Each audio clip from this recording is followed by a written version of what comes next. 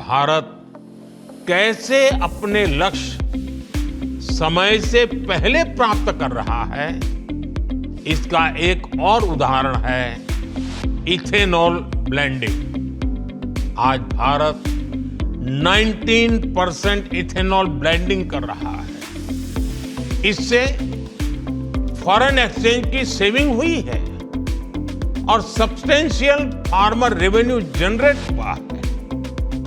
साथ ही CO2 emissions में significant cut भी आया है। हम अक्टूबर 2025 से पहले ही 20% इथेनॉल मैंडेट अचीव करने की राह पर है। आज भारत की बायोफ्यूल्स इंडस्ट्री तेजी से ग्रो करने के लिए तैयार है। हमारे पास 500 मिलियन मैट्रिक टन्स का सस्टेनेबल फीडस्टॉक है। इंडिया की G20 प्रेसिडेंसी के दौरान ग्लोबल बायोफ्यूल्स अलायंस बना और लगातार एक्सपांड हो रहा है। इससे 28 नेशंस और 12 इंटरनेशनल ऑर्गेनाइजेशंस जुड़ चुके हैं।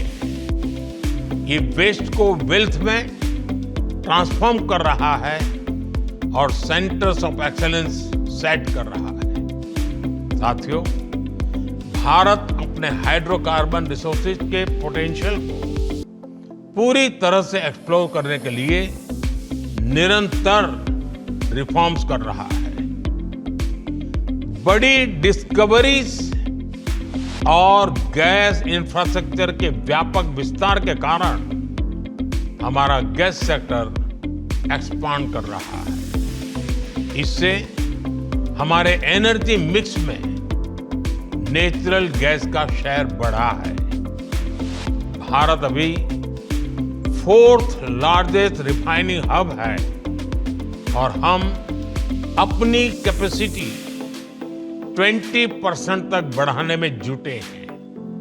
साथियों, हमारी जो सेडिमेंट्री बेसिन्स है, इसमें कई सारे हाइड्रोकार्बन रिसोर्सेज मौजूद हैं।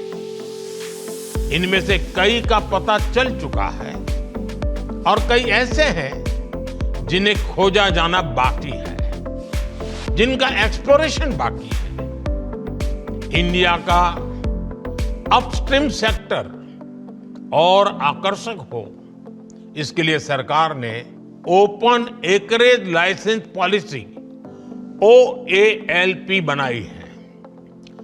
एक्सक्लूसिव इकोनॉमिक जोन को खोलना हो या सिंगल विंडो क्लियरेंस सिस्टम बनाना हो, सरकार ने इस सेक्टर को हर तरह से मदद दी है। Oil fields regulation and development act में हुए बदलाव के बाद अब स्टेक होल्डर्स को पॉलिसी स्टेबिलिटी, एक्सटेंडेड लीजेस और इंप्रूव्ड फाइनेंशियल टर्म्स की सुविधा भी मिलेगी। सरकार के इन रिफॉर्म्स के कारण समुद्री क्षेत्र में ऑयल और गैस रिसोर्सेज की खोज करने, इनका प्रोडक्शन बढ़ाने और स्ट्रेटेजिक पेट्रोलियम रिजर्व्स को मेंटेन करने का काम आसान होगा। साथियों, भारत में कई डिस्कवरीज और बढ़ते पाइपलाइन इंफ्रास्ट्रक्चर के कारण नेचुरल गैस की सप्लाई बढ़ रही है और इसी कारण आने वाले समय में नेचुरल गैस का उपयोग भी बढ़ने वाला है। इन सारे क्षेत्रों में आपके लिए निवेश की बहुत सारी संभावनाएं बन रही हैं। साथियों, आज भारत का बहुत बड़ा फोकस मेक इन इंडिया पर है, लोकल सप्लाई चेन पर है। भारत में पीवी मॉड्यूल सहित अनेक प्रकार के हार्डवेयर की मैन्युफैक्चरिंग के लिए भी बहुत संभावनाएं हैं।